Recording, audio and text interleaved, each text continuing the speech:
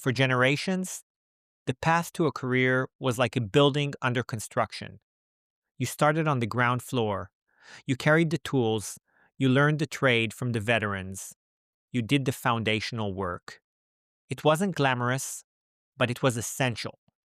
That first floor, that entry-level job, was the non-negotiable price of admission to the rest of the building.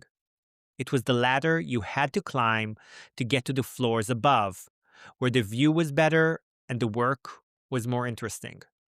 But what happens when the architects of the new economy decide they don't need a first floor anymore? What happens when a new technology arrives that can lay the foundation, frame the walls, and run the wiring, all before the apprentices even have a chance to put on their hard hats? The ladder doesn't just get steeper, it vanishes entirely. The veterans on the top floors might get a new power tool, a new co-pilot to help them work faster, but the path for those just starting out, the very on-ramp to experience, simply disappears. This week, the data caught up with the anxiety. We are seeing the first concrete economy-wide evidence that the AI revolution is not a rising tide lifting all boats. It is a highly selective storm, and it is making landfall directly on the shores of the next generation. This isn't a story about all jobs. It's a story about the first job and what it means when the first rung on the ladder is sawed off by an algorithm. Welcome back to AI Replaced Me. It's August 30th, 2025. I'm your host, Koby Ofek, and this is episode 17. Today, we lead with the story that puts hard numbers to a growing fear. A landmark Stanford study revealing how generative AI is systematically eroding entry-level jobs, creating a potential crisis for the entire talent pipeline. Then, we'll look at the hiring process itself, where a massive 70,000-person experiment showed AI-led interviews actually outperforming humans, improving hiring outcomes in almost every metric. But it's not a simple story of replacement, as we'll see a fascinating countertrend from one of the world's biggest tech companies.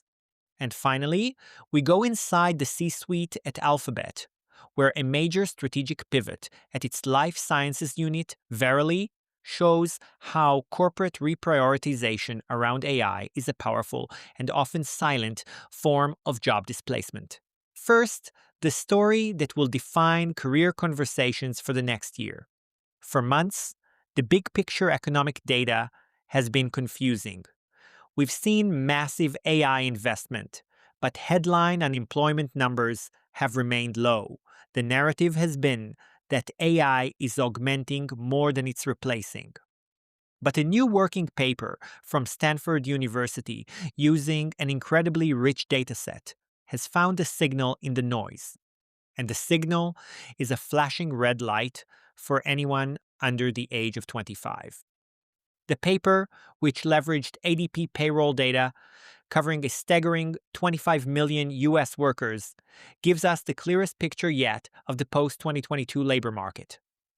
Unlike surveys or resume scraping, this is real payroll data. It shows who's getting hired and who isn't. The headline finding is stark. Since generative AI broke into the mainstream, employment for early career workers in the most AI-exposed occupations has fallen sharply. We're talking about roles like accountants, software developers, writers, and administrative assistants. According to the data, employment for people just starting out in these highly exposed fields dropped by approximately 13% over the past 3 years. Now, here is the crucial part. During that same period, employment trends for more experienced workers in the very same fields held steady or even improved. This is not a story of an entire profession shrinking. It is a story of the entry points to that profession being sealed off. CBS Money Watch drilled down even further, making it painfully concrete. They highlighted that within software engineering and customer service, two fields at the epicenter of the AI boom, entry-level employment fell by roughly 20% from late 2022 to July of this year. Simultaneously, the number of older workers in those same jobs grew. Let's look at the age cohorts. Among 22 to 25-year-olds in the sectors most exposed to AI, employment fell by about 6%. For older cohorts in those same sectors, it rose by 6 to 9%. These are not vibes. These are real structural shifts in the labor market. So what does this mean? For anyone building a framework of how AI impacts work, this is hard evidence of a differential impact based on seniority. It confirms a thesis I've talked about before. The replacement pressure shows up first and hardest in the junior pipelines. Why? Because entry-level work is often more structured, more about executing known processes, and less about navigating complex organizational politics or deep client relationships. These are the tasks AI is getting very good at. A senior developer's job is not just about writing code. It's about mentoring, understanding system architecture, managing stakeholder expectations, and possessing tacit knowledge built over a decade. AI augments that work. It makes the senior developer more powerful, but for a junior developer, whose job is often to write more straightforward code, debug, and learn the ropes, AI is increasingly a direct competitor. The practical upshot for any company, any manager, is that you can no longer assume the junior talent pipeline will just take care of itself. The idea that AI will backfill the bottom of the org chart is a dangerous fantasy. If you don't have junior accountants doing the foundational work, how do they ever become senior partners? If you don't have junior coders learning on the job, where does your next generation of tech leads come from? This creates an immediate imperative for organizations to deliberately design new junior ladders. This could look like mentored rotations, aggressive shadowing programs, or AI plus apprenticeships, where the goal is not just to do the task, but to use AI to learn the task at a deeper level with human oversight. Without these deliberate interventions, companies risk waking up in 5 years with a massive, unbridgeable skills gap between their aging senior talent and a non-existent next generation. The vanishing ladder is not just a problem for young workers. It's a systemic risk for the entire knowledge economy.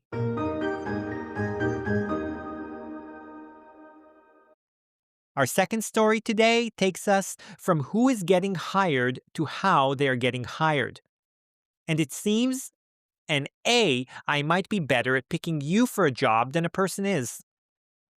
This week, news broke about a massive field experiment that is going to send shockwaves through every talent acquisition department on the planet.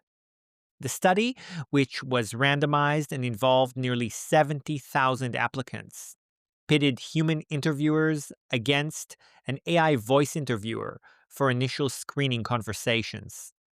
The results were not even close. Candidates who had their first interview with the AI voice agent were 12% more likely to receive a job offer and 18% more likely to actually start the job. The study even found early evidence of better retention rates for the AI interviewed cohort. Why? The paper suggests a few reasons. First, the AI was more consistent. It conducted a perfectly structured interview every single time. No bad days, no unconscious bias, no getting distracted. It followed the script. Second, the AI talked less. It was less verbose than the human interviewers, which in turn elicited more talk time from the candidates. It let them fill the space, giving the hiring managers more data to work with. This is a classic example of what I call task unbundling. The job of recruiter is not being replaced wholesale. Instead, a specific, repetitive, and often inconsistent task, The first round screening is being unbundled from their role and handed to an AI that can perform it at scale with higher quality and less bias. This frees up the human recruiters to focus on what they do best: the high judgment final interviews, the complex negotiations, and selling the candidate on the company culture. The AI standardizes the front door, the humans make the final call. Now, just as this story of AI triumph was making the rounds, a fascinating counter-narrative emerged. The Times of India reported this week that Google, a company at the forefront of AI, is reintroducing at least one in-person interview round for many of its roles. The reason? To combat AI-aided cheating in the virtual interview process. This gives us a much more complete and realistic picture of the future. We are not watching a linear story of automation eats hiring. We are watching a convergence. On one end, you have AI screens like the one in the study, which efficiently and fairly expand the top of the funnel. On the other end, you have a renewed emphasis on targeted human-verified checkpoints to establish trust, confirm identity, and assess practical skills in a live environment. The future of hiring is a hybrid stack. AI will handle the first pass for skills and qualifications at a massive scale. Then, human touchpoints, whether in person or through supervised work tests, will be used to verify authenticity and assess the things AI can't measure: culture fit, collaborative spirit, and real-time problem-solving ability. For candidates, the message is clear. Assume your initial application will be parsed by an algorithm and be prepared to prove your skills in a live, human-verified setting. The bar is getting higher on both ends.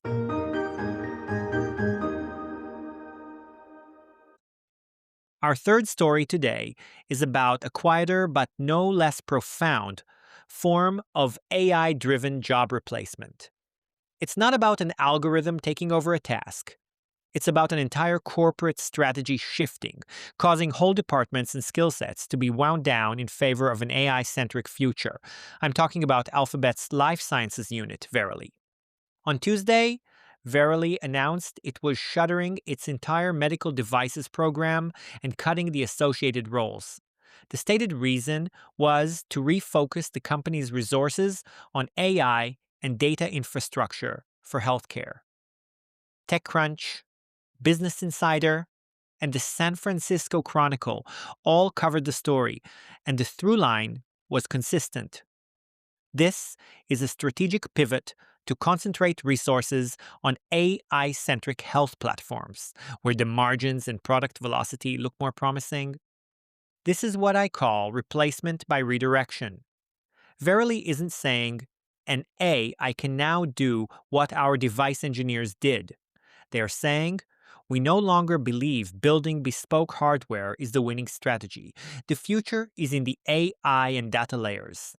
So we are reallocating our capital and headcount there. This pattern is not unique to Verily. We have seen it across big tech since late 2022. Companies are trimming legacy bets, especially those that are capital intensive like hardware, and doubling down on AI infrastructure and applied machine learning. The near-term human impact is very real for the brilliant device engineers and product managers who are now out of a job, but the medium-term signal to the labor market is even more significant. If you are modeling the future of the healthcare and medtech labor force, this move by a flagship Alphabet company is a major data point. It suggests a future with fewer roles centered around creating new physical devices. Instead, the demand will surge for people who can work with the data those devices generate. We'll see more demand for data engineering, for clinical validation of algorithms, for specialists in AI integration, and for people who can manage the go-to-market strategy for AI-driven health platforms that automate things like medical coding, prior authorizations, and patient triage. The work isn't vanishing, it's moving up the stack, from the physical to the digital, from hardware to the AI that interprets the data the hardware collects. For anyone in a capital-intensive industry, this is a cautionary tale. As AI makes the data layer more valuable, the business case for investing in the physical layer gets harder to make.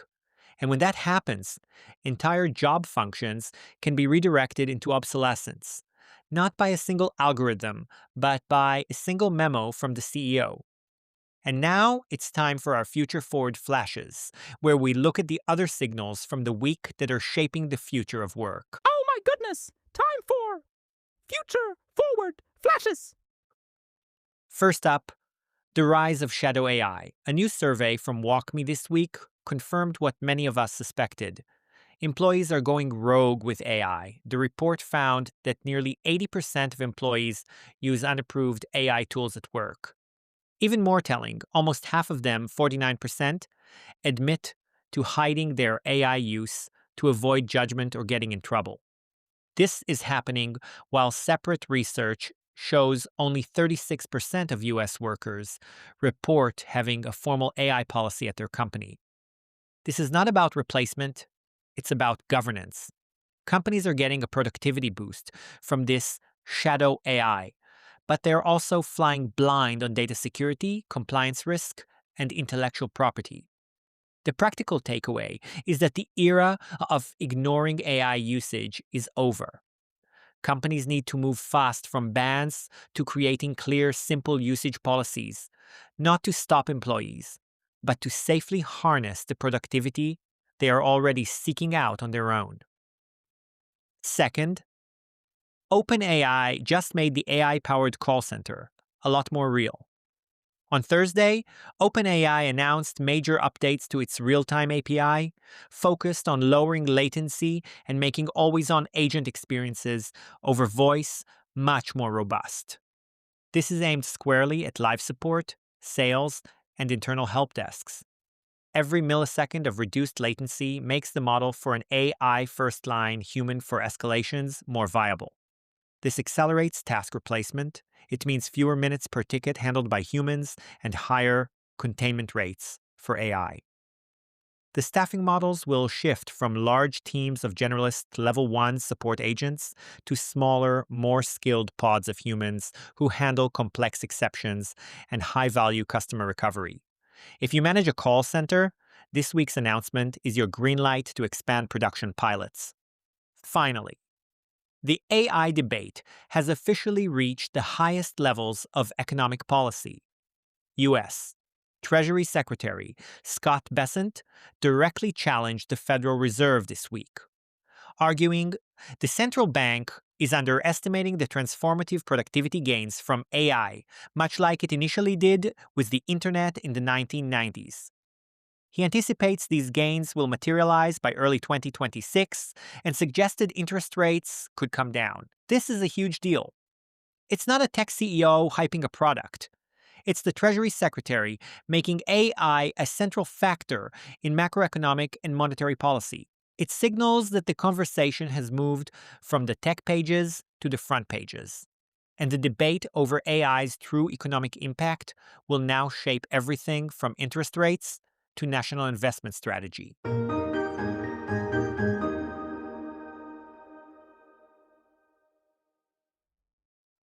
The stories this week, when you weave them together, tell a single, coherent story. We are seeing the strategic dismemberment of the traditional career ladder. The foundation, the entry-level roles, are being systematically dissolved by automation that can handle foundational tasks more efficiently. This is a direct threat to the entire talent pipeline. At the same time, discrete tasks from the middle of the ladder, like initial interview screening, are being unbundled and outsourced to algorithms. And at the very top, entire corporate divisions are being redirected, making whole career paths obsolete in favor of an AI-first strategy. The result is a landscape that is increasingly difficult to navigate for anyone, but especially for those just starting out. The old promise of get a degree, get an entry-level job, and work your way up is being broken in real time. The new imperative is not just about upskilling, It's about finding a new on-ramp. It's about building a portfolio of skills so unique and a network so robust that you can bypass the vanishing ladder altogether. The challenge is no longer just to climb the corporate structure, but to figure out how to build your own. This new reality, this need to build a resilient and adaptive career path in the face of these structural changes, is the core focus of my book, Keep Your Day Job: How to AI-Proof Your Career. It's designed to be a practical guide for navigating this exact environment. It's available on Amazon and wherever you get your books. Join me next week on AI Replaced Me as we continue to track the signals. Thanks for tuning in.